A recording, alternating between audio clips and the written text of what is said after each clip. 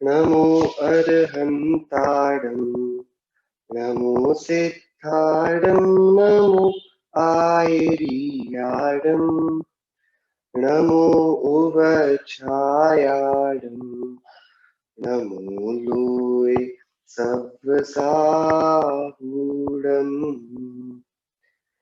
मंगलम भगवान वीरो मंगलम गौतमो गणी मंगलम कुंद कुंदात्यो जैन धर्मो सुमंगलम सर्वमंगल्य मांगल्यम सर्वकल्याणकारकम प्रधानं सर्वधर्माणां जैनं जयतु शासनम् जैनं जयतु शासनम् जैनं जयतु शासनम् मोक्षमार्गस्य नेतारं भेतारं कर्म भूभृतां ज्ञातारं विश्वतत्त्वानां वन्दे तद्गुणलब्धये वन्दे तद्गुणलब्धये वन्दे तद्गुणलब्धये नमिदूर्णवटमानं परमपाणं जिणं तिसोत्येन गोच्छामिरयणसारम् कायारणयार्धं नीणम्। श्रीमद् भगवत कुमकुंदाचार्य देव विरचित यह रैन सार प्राकृत ग्रंथ और इस पर हमारी चर्चा हमारे स्वरूप के ज्ञान की कितनी आवश्यकता सुखी होने के मार्ग पर पड़ती है, उस पर हम लोगों ने ये अधिकार पर चर्चा शुरू करी है, जिसमें आत्मज्ञान की उपयोगिता पर आचार्य देव प्रकाश डाल रहे हैं। 81वीं गाथा की चर्चा कल हुई थी। निंदे और ग्राह्य का विचार न होने से निश्चय से बाह्य इंद्रियों के सुख को ही सुख मानते हैं। क्या त्याज्य है, क्या उपादेय है, मोक्ष क्या है, उसे नहीं देखता, ऐसा जिनेंद्र देव ने कहा है। अज्ञानी क्योंकि उसने कभी निंदे और ग्राह्य विचार किया ही नहीं, पदार्थों के संबंध में, भावों के संबंध में, व्यसनों के और गुणों के संबंध में उसने कभी कोई विचार किया ही नहीं कि मेरे द्वारा क्या सेवने योग्य है, क्या ग्रहणीय है और क्या निंद्य है, क्या मेरे लिए हितकारी नहीं है। और इस कारण क्या हुआ, उसको बाह्य 5 इंद्रिय के विषयों में ही प्रमुखता से सुख की कल्पना पाई गई। सुख 5 इंद्रिय के विषयों में ही मानता रहा और इस कारण ना तो उसने हेय पदार्थ का, ना उपादेय पदार्थ का और ना ही मोक्ष का कभी चिंतन किया। ये आचार्य देव ने हमको बताया था कि ऐसा जिनदेव ने कहा है। क्या बात कल आखिरी में भी ये हुई थी कि क्या किया जाए, हम जैसे जैसे स्वरूप को जानते जाएंगे वैसे वैसे बाहर के ये द्रव्यों के प्रति की रुचि तो हटती जाएगी ना, कि हाँ जिसको आप रुचि बोल रहे हो उसको आगम में आचार्य अस्थिरता बोलते हैं, वो तत्संबंधी कषाय का उदय बोलते हैं। पदार्थों का छूटता जाना, ये रुचि का जाना, ये वो वाली रुचि है जो अस्थिरता जन्य है। आचार्य कुंद देव यहाँ पर मिथ्यात्व जनित रुचि की बात करते हैं। क्या दोनों रुचियों में क्या अंतर है? एक तो मैं ये मानूं कि मेरे लिए ये परद्रव्य, ये सारे संयोग सुख के बनाने वाले हैं, मेरा सुख इन परद्रव्य सुख संपदा इनसे आती है।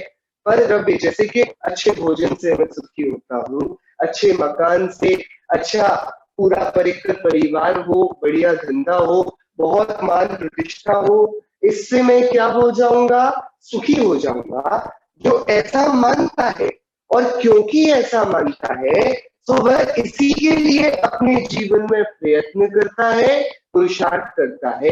तो जीवन का ये पुरुषार्थ, कौन सा पुरुषार्थ? बाहरी द्रव्यों के संपादन का। किस विधि से, किस भावना, किस अभिप्राय को लिए? यदि मेरे पास ये वस्तुएं मिल जाएंगी तो मैं सुखी हो जाऊंगा। ये मिथ्यात्व जनित पर द्रव्य में सुख बुद्धि है। हाँ, कोई सम्यक दृष्टि भी होंगे और गृहस्थ होंगे, आत्मज्ञानी होंगे, वे भी व्यापार आदि करेंगे, परिवार का भरण पोषण करेंगे, राज्य आदि का संचालन करेंगे, उनके जीवन में ये सारी बातें हूबहू पाई जाएंगी, लेकिन उनके अंतर में वो रुचि टूटी हुई होगी कि यहाँ बहुत विपुल धन संपदा भी क्यों ना हो, तो भी ये सुख की कारण नहीं है, इनसे सुख आता नहीं।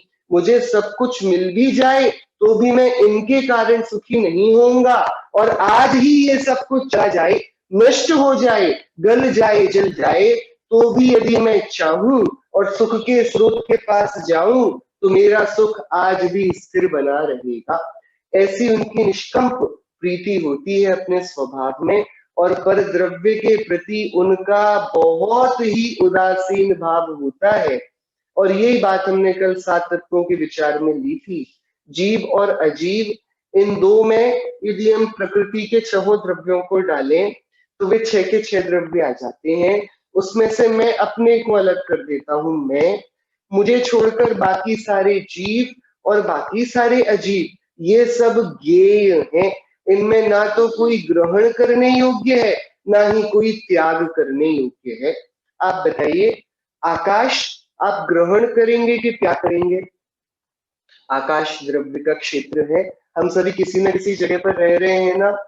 ये जिस जगह पर रह रहे हैं, इस जगह का ग्रहण किया जाना चाहिए, त्याग किया जाना चाहिए?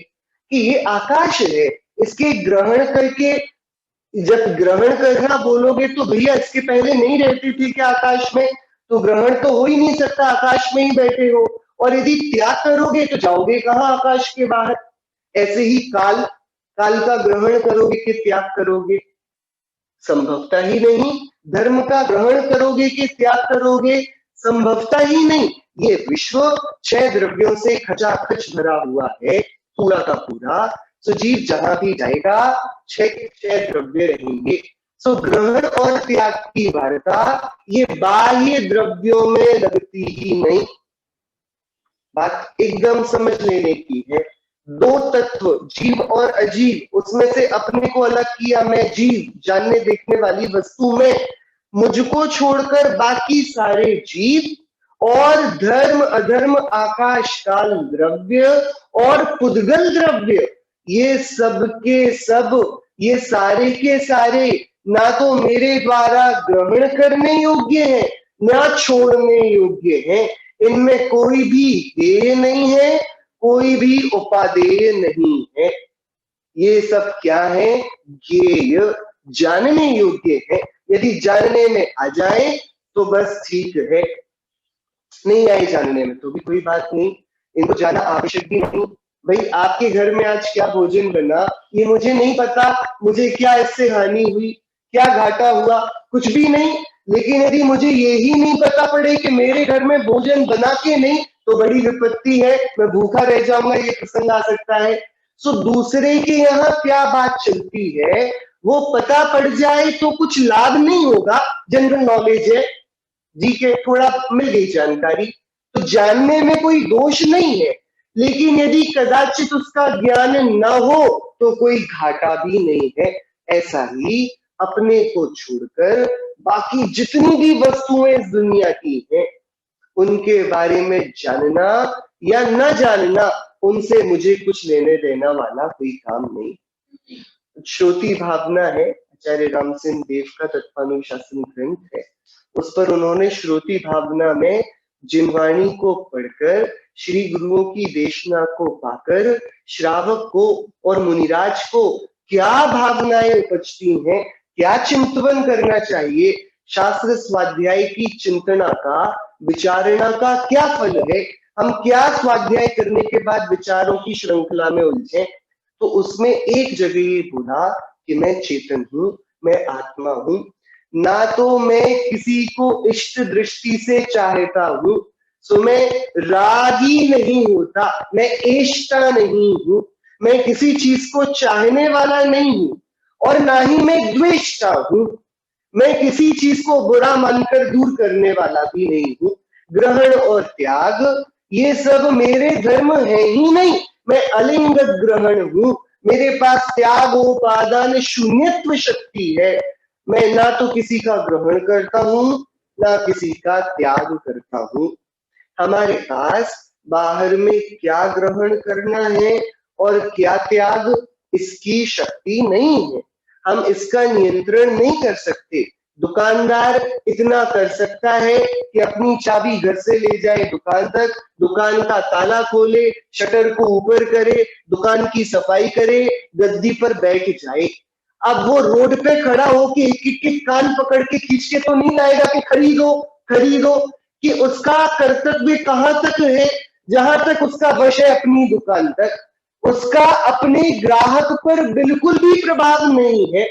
ऐसे ही आचार्यों ने बोला, आत्मा का जितना भी कर्तृत्व है वो आत्मा की सीमा तक सिमटा हुआ है। जैसे दुकानदार बहुत इच्छा करे तो भी यदि ग्राहक न चाहे तो माल को नहीं बेच पाता, उसकी उसमें कोई जोर जबरदस्ती चलती नहीं। ऐसे ही आत्मा कितना भी राग द्वेष करे, पर द्रव्य में उसका कुछ वश चलता नहीं यदि परद्रव्य की तदरूप योग्यता ना हो। ये वाली बात बड़ी बात हम सभी मानते हैं। देखो कितने ये वाली बात को मानने वाले कितने कुशल सारे व्यापारी गण हैं। हम सब अपना अपना धंधा खोलकर बैठे हैं। हम धंधे का ज्यादा से ज्यादा क्या करते हैं, एडवर्टाइजमेंट करते हैं। हमने हर जगह अपना नाम चिपका दिया है, कहीं दीवारों पर डाला है, कहीं बड़े बड़े फ्लेक्स होर्डिंग्स पर डाल दिया है, कहीं वेबसाइट्स पर है, तो कहीं एडवर्टाइजमेंट्स हैं, बराबर। सो हम एट बेस्ट क्या कर सकते हैं, अपने नाम का प्रचार। इसके बाद किसको खरीदना है, किसको आना है, किसको जुड़ना है व्यापार से, इस पर हमारा क्या नियंत्रण है, कुछ भी नहीं। तो हमारी सीमा कहां तक है कि हमारे तक ही हम इंटरनल जितने काम है वो व्यापार के सारे कर सकते हैं। ऐसे ही आचार्यों ने बोला, सरल तो बात है, दुनिया की यही रीति है। तुम्हारा अधिकार कहां तक है कि जहां तक तुम हो तुम्हारी सीमा तक, उसके बाहर तुम कुछ भी नियंत्रण में हो ही नहीं किसी वस्तु के, और कोई वस्तु तुम्हारे नियंत्रण में आ नहीं सकती। तो जीव और अजीव तत्व, इसमें से अपने को अलग किया, ये मैं, मेरे को छोड़कर चाहे वो घर वाले हो, चाहे ये मकान हो, चाहे ये शहर हो, ये देश हो, सूरज हो, चांद हो, और जितने प्रकार के नक्षत्र में तारे हो, ग्रह हो, ऋतुएं हो, बारिश हो, ठंड हो, धूप हो, इन सब पर आत्मा का कुछ भी नियंत्रण नहीं है, क्योंकि ये जुदी वस्तुएं हैं। तो इनका ग्रहण करें कि त्याग, कि इनके ग्रहण और त्याग की बात तब होगी जब आपसे ये पूछें कि हम आ जाएं या नहीं। बारिश किसी से पूछकर आती है, सूरज की धूप रोशनी किसी से पूछकर निकलती है, ऋतुओं का परिवर्तन हमारी आज्ञा के अनुसार होता है। प्रतिदिन ये काल बदलता है, शरीर बदलता है, बाल सफेद होते हैं, झुर्रियां आती हैं, बुढ़ापा आता है, नेत्र शक्ति क्षीण होती है, कानों से कम सुनाई देता है। तो किसी से तो हम थोड़ा नेगोशिएट करके कंट्रोल कर सकते हैं ना ये सब, कि प्रत्यक्ष में हमारा प्रकृति पर वश नहीं चलता। और क्योंकि वश नहीं चलता, इसके लिए ये हमारे ना तो ग्राह्य है ना ही त्याज्य है। ये तो इंडिपेंडेंट एंटिटीज हैं जो अपनी अपनी भूमिका में काम कर रही हैं। इनको मत देखो, इनमें ना कोई दोष है ना कोई गुण है। इनका गुण होगा तो तुमको मिलेगा नहीं, तुम्हारे नियंत्रण के बाहर है। इनमें दोष होगा तो तुम्हारा बुरा कुछ करेगा नहीं, तुम्हारे नियंत्रण के बाहर है, और ये भी तुम्हारे नियंत्रण से बाहर है। सो हम सभी जुदे जुदे, हम सभी अलग अलग, हम ही सभी की सीमाएं बंधी हुई, हम सभी एक दूसरे की सीमाओं का अतिक्रमण नहीं करते। इस कारण बाह्य जगत में कुछ भी करना ये अपने वक्त को जाया करना है, पुरुषार्थ का उपहास उड़ाना है, श्रम का अपमान है, मेहनत की क्या बोलेंगे इसको, मखौल बनाना है। हम खुद मेहनत किए जाते हैं, गधा मजदूरी हम क्या करते हैं, हम रोज चाहते हैं कि हम प्रसन्न होते रहें, किसको देखते देखते कि भैया ये काम होता जा रहा है, ये काम होता जा रहा है, अब दुकान खुल गई है, अब ग्राहक आने लगे हैं, अब सेल हो गई है, अब अमाउंट ट्रांसफर हो गया है, अब हमने अपने इच्छित वस्तु को खरीद लिया है, अब हमारी प्रसिद्धि हो गई है, नाम हो, हम इन सबको देखते जाते हैं और प्रसन्न होते जाते हैं और मन में मानते हैं, पहली बात इसके होने से मैं सुखी हुआ, दूसरी बात इसको करने का कारण मैंने इसको किया। सो आचार्य कुंद देव कहते हैं, जिनेन्द्र देव ने ऐसा कहा है कि सुनो, तुमने क्या ग्रहणीय है और क्या त्याज्य है इसका विचार किया कि हाँ महाराज, ये जो गरीबी है ये छोड़ने जैसी है, अमीरी है ग्रहण करने जैसी है, ये सुंदरता ग्रहण करने जैसी है और कुरूपता छोड़ने जैसी है, ये निर्बलता छोड़ने जैसी है और सबलता ये ग्रहण करने जैसी है, ये जो अनपढ़ापना है ना, असाक्षरता, ये छोड़ने जैसी है और बहुत सारी साक्षरता लेने जैसी है। आचार्य बोलते हैं, रुक जाओ, तुमने जितनी बातें गिनाई इनमें से एक बात भी तुम्हारे नियंत्रण में नहीं। निरोगता ग्रहण करने जैसी है और रोग छोड़ने जैसा है। अरे तो क्या रोग तुमसे पूछकर आता है? और कौन सा ऐसा डॉक्टर है जो बता देगा चलो एक गोली लो और शाम तक सर दर्द ठीक हो जाएगा? भैया शाम तक ठीक हो जाए तो बताना, नहीं तो दूसरी गोली देंगे। यही तो बोलेगा ना वो, कि ये किसी से पूछ के जाता नहीं, किसी के बुलाने पर आया नहीं, तो तुमने कैसे कह दिया कि निरोगता मिलेगी तो प्रसन्न और रोग जाएगा तो प्रसन्न, रोग आएगा तो दुखी? ये सारी परिभाषाएं बनाने वाला कौन है? आचार्य कुंद कहते हैं ये इसका अविवेक है। बाहर की अब सारी चिंताएं छोड़ दो, गरीबी है कोई बात नहीं, कोई बात नहीं, उससे जीव की चैतन्यता पर फर्क नहीं पड़ता। थोड़ा धैर्य लगता है, थोड़ा संबल लगता है, बहुत सारी समता लगती है, लेकिन वे गरीबी भी इस जीव के द्वारा अनंत बार भोगी गई है, इसलिए इतनी कठिन बात नहीं है कि तुम इस बार नहीं भोग पाओगे। साहस ढीला मत करो। सुंदर नहीं दिखते, कोई बात नहीं, कई बार बन चुके हो सुंदर, एक बार कुरूप बन के भी समता का अभ्यास करो, कोई बात नहीं। बल नहीं है, बहुत निर्बल दशा है, बहुत रोगों से घिरे हुए हो, कोई बात नहीं। महायोगीश्वर तो इन उदयों को ही साधना के अवसर मानते हैं, वेद ज्ञान का इससे सुंदर अवसर क्या होगा? ऐसे नाना प्रकार से जो सम्यक तत्व ज्ञान से बाहर की परिस्थिति तो ना बदलना चाहे, अंतरंग की मन स्थिति बदल ले, तो भैया आचार्य कुंद कहते हैं कि अब वो मोक्ष मार्ग के लिए परिपक्व है, पात्र है, और जो बाहर की ही विपत्तियों को सुलझाने में लगा है वो अपने से बड़ा ही छल कर रहा है। सो जीव और अजीव में किसी को ग्रहण नहीं करना, किसी का त्याग नहीं करना। शत्रु कहाँ है? अंदर ही बैठे हैं। मेरा जब बाहर में सारी की सारी ये वस्तुएं मेरे विरोध में खड़ी हो जाती हैं, तो मेरा विचलित हो जाना, मेरा घबरा जाना, मेरा दुखी हो जाना, क्रोधी हो जाना, ये मेरा शत्रु है। इसको आर्त ध्यान कहते हैं। जब बाहर की परिस्थितियां सब अनुकूल हो जाए, मेरा मानी हो जाना, घमंडी हो जाना, नशे में चकचूर हो जाना, इसको रौद्र ध्यान कहते हैं। ये मेरा शत्रु है। तो ये आर्त ध्यान और रौद्र ध्यान ये हेय है। अंतरंग में तो निरंतर समता का संचार ही चाहिए, हमें तो अपने परिणामों का नियंत्रण ही चाहिए। एक ही वस्तु नियंत्रण में है, वो है परिणाम। हम उसका नियंत्रण ना करें और जो नियंत्रण के बाहर है, अब भाई अपनी दुकान तो ना खोले और रोड पर खड़ा रहे, लो हमारी दुकान से सामान खरीदो, दुकान से सामान खरीदो, बढ़िया सामान है, तो भैया लोग पकड़ भी लोगे और उनको खींच के भी ले आओगे, लेकिन दुकान तो बंद है, सामान कहां से निकाल कर दोगे? कि तुम अपना पुरुषार्थ जो नियंत्रण में है वो करो ना। अपनी दुकान खोलकर बैठो, जिसको आना होगा आएगा, अपने समय पर आएगा, अपनी जरूरत का सामान ले जाएगा। ऐसे ही तुम बाहर का उपचार क्यों करते हो? तुम इनको क्यों सताना चाहते हो जो स्वतंत्र परिणमते हैं? तुम अंतरंग उपचार करो, कोई बात नहीं। आर्त ध्यान मत करो, दुखी मत हो, पाप के उदय में आर्तता के परिणाम मत करो, शोक मत करो, रो मत, भाग्य को मत कोसो, अपने मन को मत तोड़ो। मन के हारे हार है, मन के जीते जीत। भाई तुम यदि मनी को तोड़ दोगे तो फिर आर्त ध्यान होगा, और पता है आर्त ध्यान क्या है? दुख शोक पाप आक्रंदन, ये और पाप का उदय बनाएंगे, और परेशानियों के अवसर आएंगे।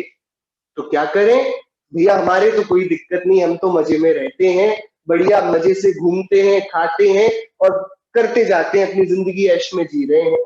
कि भाई ऐसा क्यों करते हो?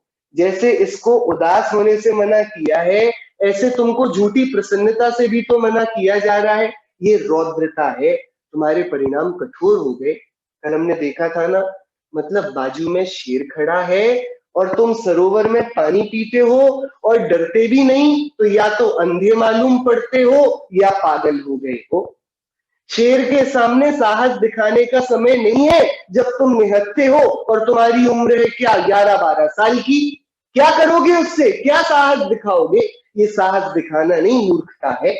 ऐसे ही कर्म का उदय पीछे कर्म बैरी शेर का बाजू में खड़ा है और तुम मस्त फूले जा रहे हो कि मेरा सब कुछ बढ़िया चल रहा है।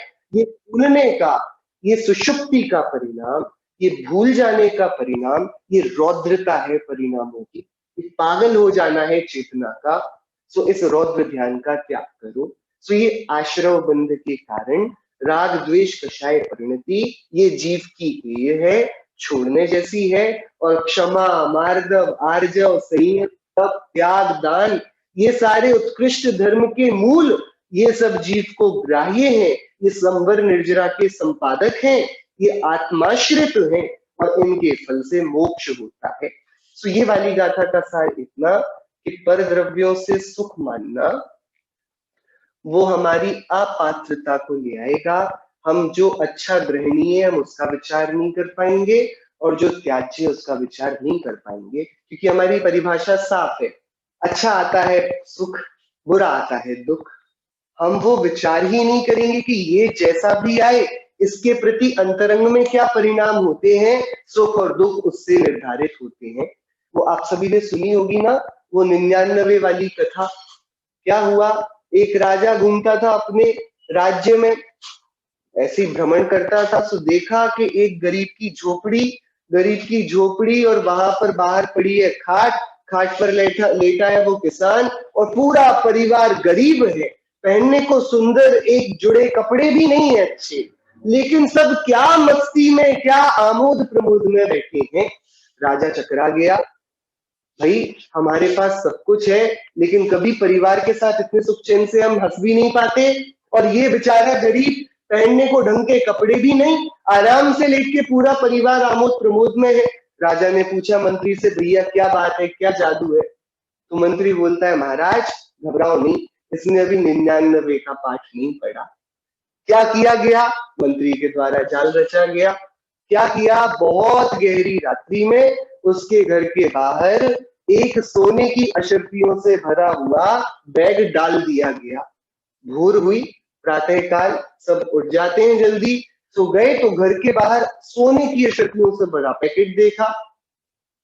भैया भोला था किसान, इधर देखा उधर देखा, चिल्लाया किसका है किसका है, कोई कुछ ना बोला। बढ़िया, कोई बात नहीं, अंदर रख लिया।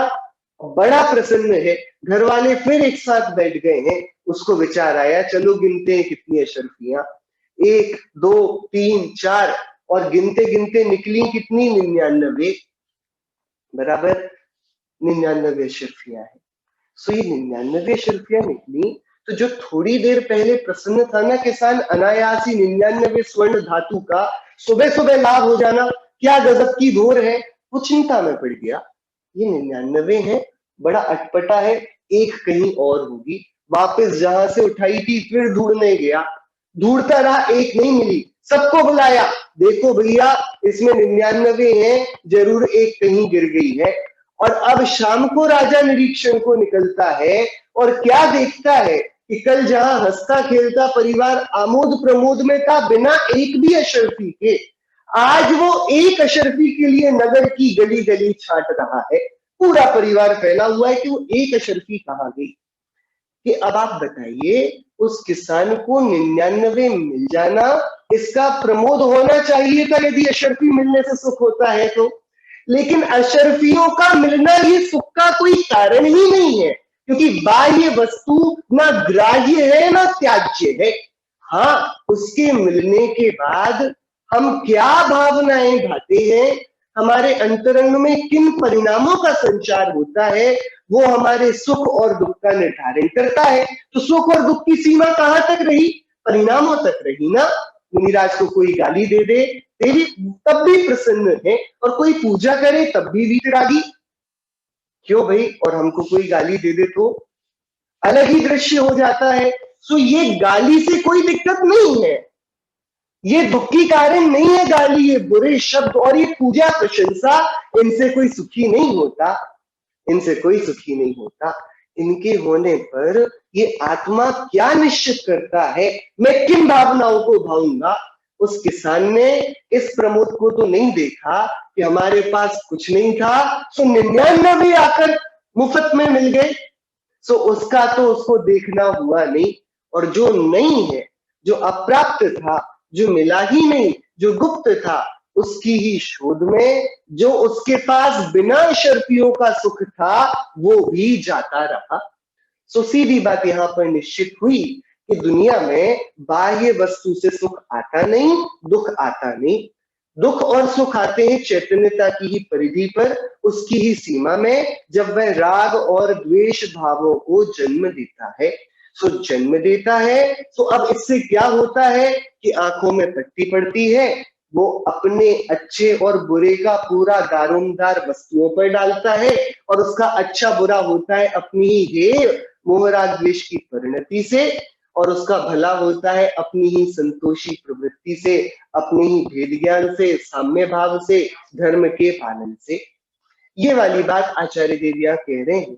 तो आत्म स्वरूप के ज्ञान के लिए पहला जो कारण उन्होंने आवश्यक माना है कि हम ये माने कि सुख बाहर से नहीं आता, तो अब कहां से आता है उसकी चर्चा आचार्य देव करेंगे। गाथा 82।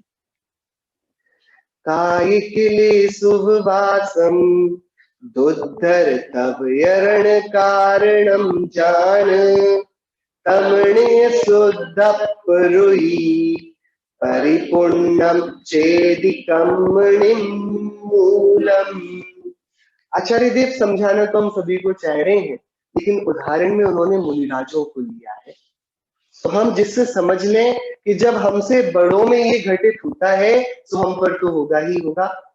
आचार्य देव क्या बोल रहे हैं? काय क्लेश शुभवासम। काय क्लेश यानी काय क्लेश और उपवास। काय क्लेश और उपवास ये क्या है? दुद्धर तब यरण कारणम जान। कि दुद्धर कठोर तप के कारण है। कठोर तप किससे होता है? काय क्लेश से होता है और उपवास से होता है। कठोर तप होता है इनसे। ये काय क्लेश और उपवास ये कठोर तप के कारण है। और आप देख लीजिए, मुनिराज या तो आहार आदि नहीं करेंगे, अथवा वे गिरी गुफाओं में जाएंगे, पर्वतों की चोटियों पर जाएंगे और वहां पर नाना प्रकार के आसनों में स्वरूप समाधि लगाएंगे। सो वे काय क्लेश करते हैं और उपवास करते हैं, उन्हीं से उनकी पूरी साधना होती है। काय क्लेश करते हुए कोई यदि उपसर्ग आ जाए उसको जीतते हैं, उपवास करते हुए कोई उपसर्ग परिचय हो उनको जीतते हैं। सो उनका का पूरा तप इन दो बातों पर ही तो है, काय क्लेश पर और उपवास पर। बाकी 12 प्रकार के तप हैं, 6 अंतरंग 6 बहिरंग। आचार्य देव ने मुख्य किया बहिरंग तप में भी काय क्लेश को और उपवास को। दुर्धर तप किसके कारण होता है? काय क्लेश और उपवास के कारण। काय क्लेश और उपवास के कारण क्या होता है? दुर्धर तप।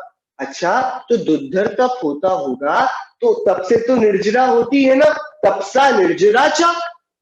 तो उनको कर्मों का क्षय भी तो होता होगा कि आचार्य देव कहते हैं रुको, काय क्लेश और उपवास इनसे कठोर तप तो होता है, लेकिन एक और इंग्रेडिएंट बनाना पड़ेगा, मिलाना पड़ेगा, जिससे उनके निर्जरा भी होने लगे। क्या है?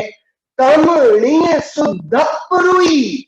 और यदि वे निज शुद्धत्व शुद्धात्मा रुचि की रुचि से जो मुनिराज काय क्लेश और उपवास करेंगे उनके दुर्धर तप होगा।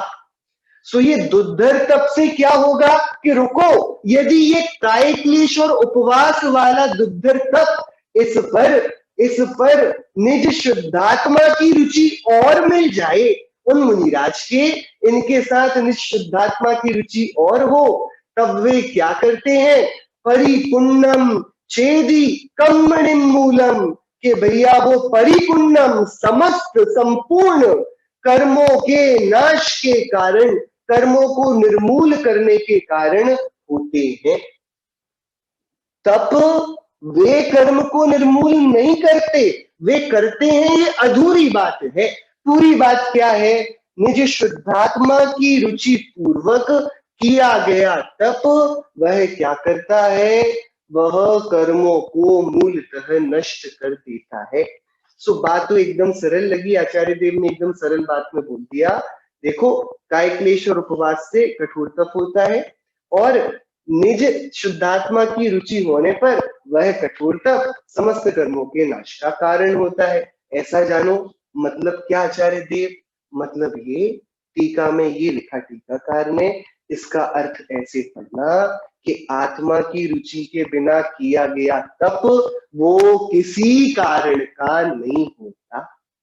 आचार्य देव ने बहुत पॉजिटिवली ये वाली बात रखी कि भैया अच्छी बात है, तुम काय क्लेश भी बहुत करते हो और उपवास भी बहुत करते हो।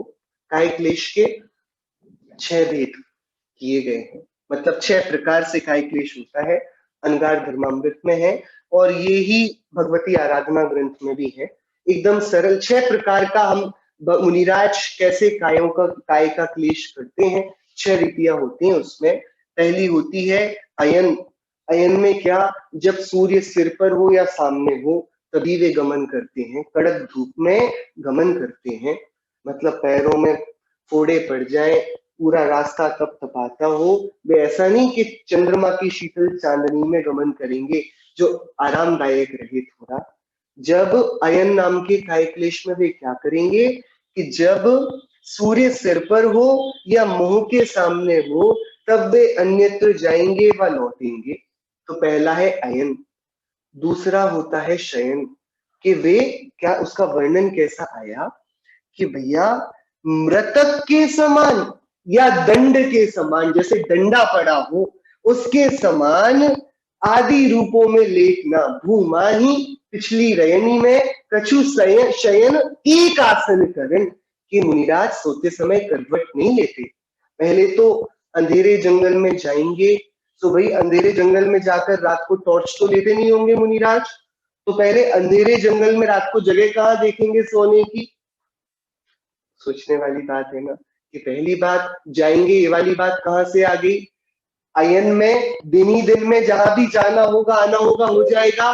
वे सूर्यास्त के बहुत पहले एक स्थान पर बैठ जाएंगे या खड़े रहेंगे, फिर अंधेरा होने से पहले उस पूरे क्षेत्र का परिलेखन करेंगे, देखेंगे यहाँ कोई जीव जंतु तो नहीं है। अब अंधेरा हो गया, अब तो कुछ नहीं दिखेगा यदि अमावस की रात हो, तो फिर अब क्या करेंगे, और अब देखो अंतिम प्रहर भी आ रहा है, निद्रा का समय है, तो सोएंगे भी, तो अब क्या करेंगे, कुछ दिखता तो है नहीं। तो अब जिस स्थान पर पहले बैठ गए थे सूर्यास्त के समय और ध्यान करते थे, स्वाध्याय करते थे, विचार मनन प्रतिक्रमण सामायिक इत्यादि करते थे, अब उस क्षेत्र से हिले तो नहीं, तो अब वे अपनी पीछे से ही वहां की परिलेखना करते हैं, बहुत आराम से, कोमलता से, क्योंकि पता है ना कितनी जगह है क्या है। और उसमें फिर जहां परिलेखन किया वहां पर एक करवट में एक मुद्रा में सोते हैं। और अब देखो, करवट बदलना मतलब प्रमाद की अवस्था में होगा, जब हम एकदम ही निश्चित होकर सोए तो हमको पता ही नहीं पड़े हम कितनी बार तो करवट बदल लिए। उनको सोते समय भी जागना होता है, कि ये भी उनके नियम है कि उनका जो शयन होगा वो एक ही करवट पर होगा, मतलब वे पलटेंगे नहीं। इतनी उनकी प्रमत्त दशा में भी इतनी अप्रमत्तता रहेगी। तो ये उनका शयन नाम का काय क्लेश कहलाएगा। अयन जो गमन आगमन है वो एकदम दिन में ही हो जाए, शयन वो एक करवट पर कुछ समय के लिए होगा। फिर तीसरा है आसन। आसन में वे हमेशा आसनों में बैठेंगे, तो वीरासन इत्यादि जो जो आसन उनको उनकी साधना में सुगम लगते हो उसमें ही बैठते हैं, हर किसी आसन में नहीं बैठ जाते। निश्चित आसन है उनमें अपने योग्य जानकर, जिसमें आकुलता नहीं रहती हो, जिसमें वे निराकुलता से साधना कर पाते हो, वे आसन का चयन करते हैं। फिर स्थान, तो अब वे जिस जगह खड़े होंगे, या तो एक पैर आगे एक पैर पीछे ऐसे करके खड़े, या दोनों पैर साथ में, इस प्रकार से वे स्थान पर खड़े होते हैं। तो उसी प्रकार से रहते हैं, इस प्रकार वे स्थान नाम का कायक्लेश करते हैं। एक पैर आगे करके या दोनों पैरों को बराबर करके खड़े रहना, ये स्थान नाम का कायक्लेश कहलाता है। अगला कायक्लेश है अवग्रह। अब यदि उनको लगे कि थूक आ गया है, या उनको लगे कि बहुत पीछे कुछ खुजली चल रही है, वे मुनिराज कायक्लेश करते हैं।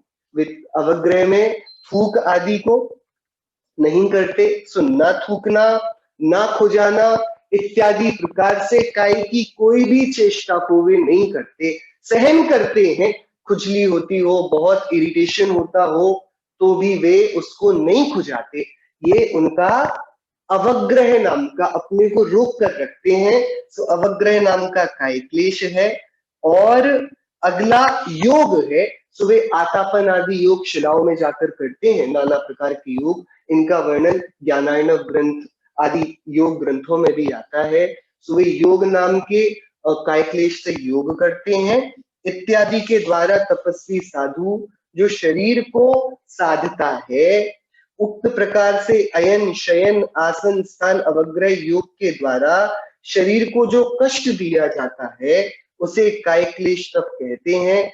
इस कायक्लेश को दुख आ पड़ने पर समीचीन ध्यान की सिद्धि के लिए करना चाहिए।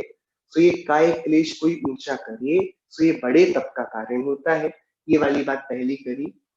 इस पर प्रश्न आया है, निज आत्म की रुचि है तो तप करने की क्या जरूरत है? कर्मों का नाश तो अपने आप हो जाएगा। नहीं, आचार्य देव ये पहले ही कह आए थे ना। आचार्य देव पिछली गाथाओं में ही कहकर आए थे कि भैया, आत्मा की रुचि और आत्मा का ज्ञान ये अकेला कर्म क्षय का कारण नहीं बनता। जैसे किसी वैद्य को अपने रोगी के रोग का भी पता है और उसको दवाओं में भी रुचि है कि मेरी औषधि से सही हो जाएगा, तो इतने ज्ञान और रुचि से अकेली वह रोगी निरोगी तो नहीं होता, उसको उसका सेवन भी तो करना पड़ेगा। सो स्वरूप में प्रतपना, स्वरूप में समाधि लगाना, इसको ही तो तप कहते हैं। सो आत्मा की रुचि है, सो क्या करें? ग्रंथों का पाठ करते रहें, परस्पर में चर्चा करते रहें कि यही करते रहेंगे और बोलेंगे आत्मा की रुचि है, तो आत्मा को भोगेंगे कब? और आत्मा को भोगना वही तो तप है। मुनिराज खड़े हैं, शिला के ऊपर खड़े हैं, सिर पर सूरज चमक रहा है, बराबर। तो वे खड़े होकर क्या कर रहे हैं? खड़े होकर क्या, सूरज को चैलेंज दे रहे हैं, आज सूरज मुझे जला के दिखा, मैं नहीं पिघलूंगा। क्या कर रहे हैं कि भाई, ये तो हम सभी की अज्ञान दृष्टि है कि हम देख रहे हैं कि मुनिराज कितना गंभीर तप कर रहे हैं। अरे, वे जिस शुद्धात्म स्वरूप की उनको रुचि है, उसकी शीतलता में स्नान कर रहे हैं, वे सूरज की उष्णता में तप नहीं रहे हैं। सो मुनिराज, जिसको हम कायक्लेश आदि तरीके से कठोर तप कहते हैं, मुनिराज उसको आत्मनिष्ठ शीतलता का उपक्रम मानते हैं। वे स्वरूप निष्ठता ही तो कर रहे हैं ना। सो एक ही बात है, रुचि स्वरूप की जब होगी तो रुचि में अंदर जाना होगा। बहुत सुंदर तत्वानुशासन ग्रंथ में प्रश्न उठाया गया, मुनिराज जैसे आपने पूछा ना कि आत्मा को जानते हैं, सो आत्मा को जानने से कर्मों की निर्जरा हो जाएगी, बराबर। सो तप करने की क्या जरूरत है? ऐसे वहां दूसरा प्रश्न किया, वहां प्रश्न किया, मुनिराज योग क्यों करते हैं? योगों का क्या अभ्यास करना है मुनिराज को? योग आप समझते हैं ना, योगा कहलाता है आजकल जो योग, बराबर। सो मुनिराज को क्या आवश्यकता है? तो वहां पर बोला, भैया सुनो, मुनिराज को तो एक चैतन्य आत्मा की ही पड़ी है। मुनिराज को किसकी पड़ी है भैया? चैतन्य आत्मा। उनको तो जैसे तैसे शुद्धात्मा का अनुभवन ही चाहिए और बढ़ता हुआ चाहिए, क्योंकि आनंद उसमें है। बाह्य पदार्थों में आनंद है नहीं, सुख है नहीं, पिछली गाथा में हमने देख लिया। आनंद है स्वरूप में। सो अब वे शुद्धात्मा के व्यसन में लगे हैं, उसकी रुचि से एकदम उस पर रीझ गए हैं। सो अब यदि वे इस शुद्धात्मा के ध्यान पर चले जाएंगे, तो अब शरीर की सुरबुत तो रहेगी नहीं, तो शरीर ऐसा भी तो हो सकता है कि लुढ़क जाए। कुछ भी हो सकता है ना। सो योगों के द्वारा आसनों में शरीर को बांधते हैं। आप कभी पद्मासन में बैठे, कैसा बन जाता है आपका पूरा नीचे का भाग? नहीं बनता। कि योगों की साधना जब चैतन्य स्वरूप में संतों की समाधि हो जाएगी, तब उनका शरीर संबंधी तो समस्त विकल्प खत्म होंगे ना। तब शरीर यदि उस बंधी हुई अवस्था में ना होगा, तब शरीर में शिथिलता आ सकती है और उसके कारण आत्मा के अनुभवन में भेद पड़ेगा, अंतराय पड़ेगा। सो चैतन्य स्वरूप में जब वे लीन हो, तब शरीर संबंधी उनको कोई विघ्न ना हो, तो पहले वे शरीर को बांध देते हैं और इसके बाद वे शुद्धात्मा में डूबते हैं। दुनिया बोलती है कि मुनिराज ऊंचा तप कर रहे हैं। ये जो दिखता है तप का क्लेश का, वो तो उनने व्यवस्था बनाई है। भैया आपको नींद आती है कभी तो बैठे बैठे झूम जाते हो ना, बराबर। सो नींद में क्या हुआ? दर्शनावर्णी कर्म का ही तो उदय है ना। उसके कारण क्या हुआ कि शरीर संबंधी सुध बुध नहीं रहती आत्मा में, सो लुढ़क जाता है। ऐसे ही शुद्धोपयोग में वहां पर आचार्य देव ने दिया कि मुनिराज के शुद्धोपयोग के काल में जब उनका शरीर पर कुछ विकल्प ना रहेगा, तब उसको बांध उसकी व्यवस्था करने हेतु वे क्या कर लेते हैं? पहले वे आसन योग खड़े हो जाएंगे, खड्गासन में, पद्मासन में बैठ जाएंगे, इत्यादि नाना प्रकार के आसनों के नाम वर्णित हैं।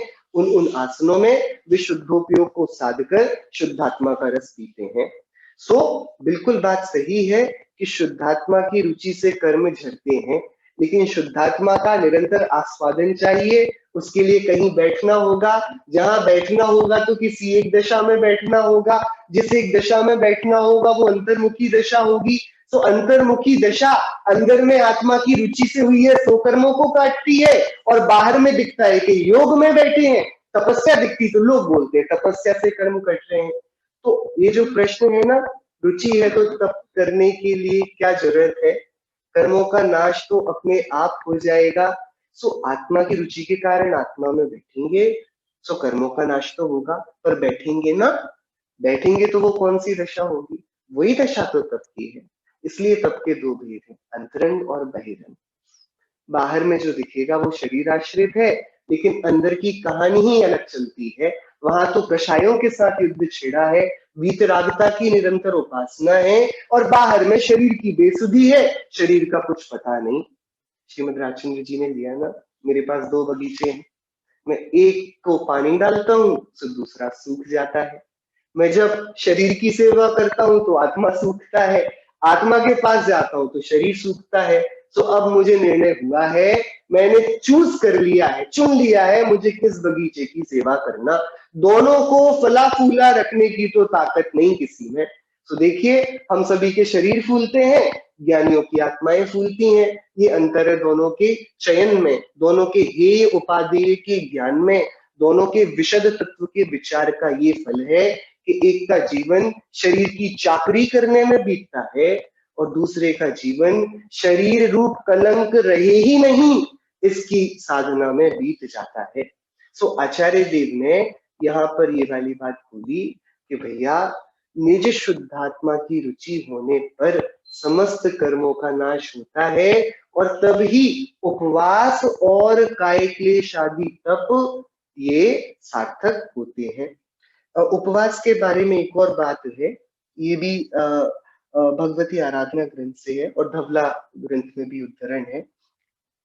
चारों प्रकार के आहार का त्याग करना उपवास होता है।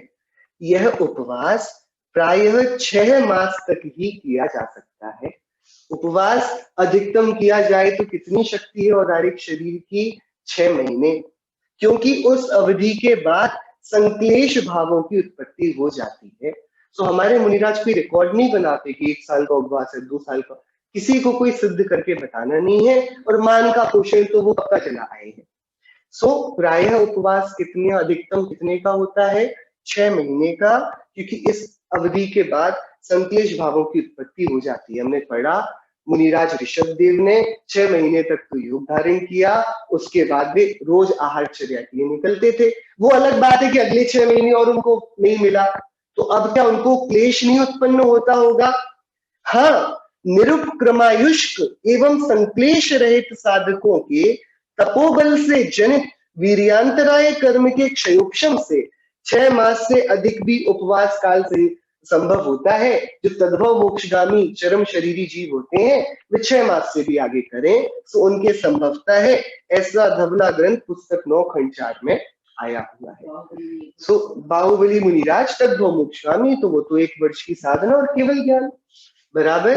लेकिन अभी 6 महीने की अधिकतम सीमा है, तो ये दुर्धर तब बोला ना, तो अब कोई 6 महीने का उपवास भी करे और ऊंचे से ऊंचा काय क्लेश करे, लेकिन आत्मा की रुचि से शून्य हो, वह कर्मों का नाश नहीं करेगा। उसके काय क्लेश और उपवास भव संतति को ही आगे बढ़ाने में कारण बनेंगे। ऐसा आचार्य देव का यहाँ पर हम सभी से कहना है कि हम सभी शुद्धात्मा की रुचि के लिए प्रयत्न करें। हम अभ्यास इसका बहुत कर लेते हैं कि कितने एकासन और कितने उपवास और हम कितनी देर तक भूखे और कितनी गर्मी धूप सह सकते हैं, ये सब ठीक है। यदि इसका आपको प्रयत्न करना है, अभ्यास करना है, करो, लेकिन उसके भी पहले महत्वपूर्ण है कि ये किससे काम करेंगे। यानी शुद्धात्मा की रुचि हो तब काम करेंगे। सुनि शुद्धात्मा की रुचि का प्रयत्न हम सभी को करें। हम सभी ने शुद्धात्मा का ज्ञान, श्रद्धा, रुचि और आचरण ये सभी को प्राप्त हो इसी मंगल भावना से चिन्मय सके।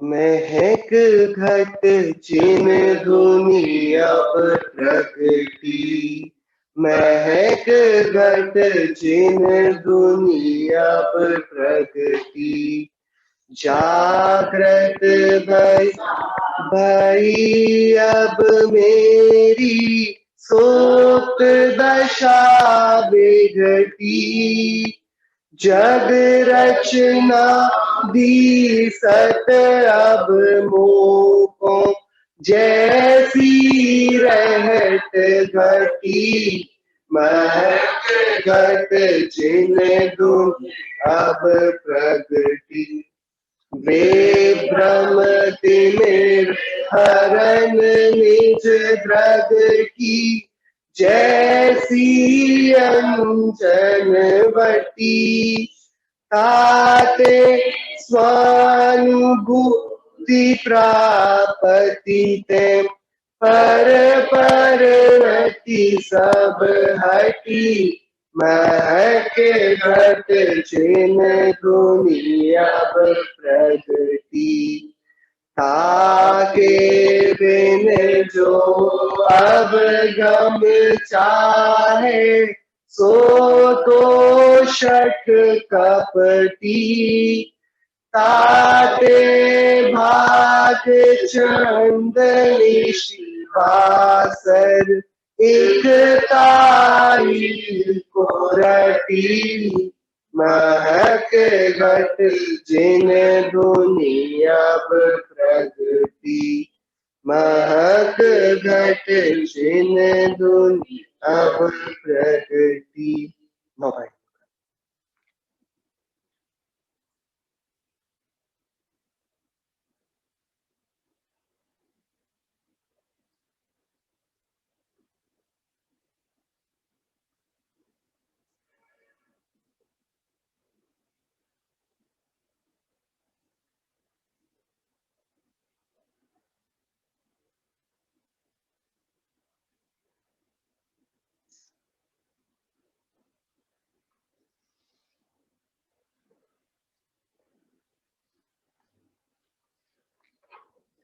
बोलिए अंतर्मुख उत्तराखंड सर्व शिवेंद्र प्रपंचों की जय हो। द्वादशांग में जिनवाणी माता की जय हो। समझ वितरागी भावलिंगी महामुनिराजों की जय हो। अहिंसा में जैन धर्म की जय हो। शासन नायक तीर्थंकर महावीर स्वामी की जय हो। श्रीमद भगवत कुमुकुंदाचार्य देव की जय हो। श्री रैन सार ग्रंथ की जय हो। जय श्री